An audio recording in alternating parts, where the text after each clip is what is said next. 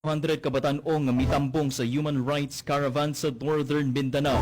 Para sa ubang detalye o impormasyon, diara si Nadine Albirar sa PIA Cagayan de Oro. Radyo Pilipinas, report.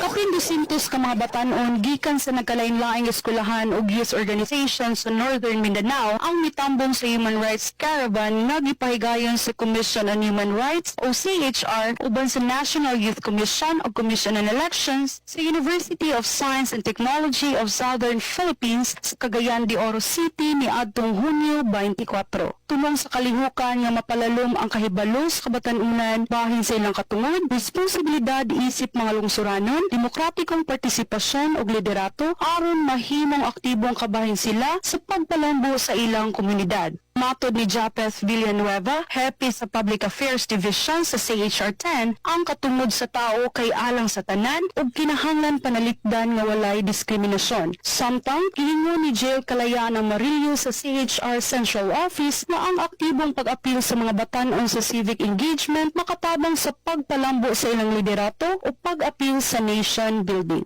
Di pasabot usab ni Attorney Gina Luna Zayas Sabio sa COMELEC 10 ang voter registration, proseso sa eleksyon ug mga kwalifikasyon sa mga kandidato sa sangguniang kabataan aron maandam ang kabatan-unan sa responsable ug adunay kahibalo nga partisipasyon sa demokratikong proseso. Alang sa Integrated State Media, kini si Charishdin K. T. Arbillar sa Philippine Information Agency, Cagayan de Oro.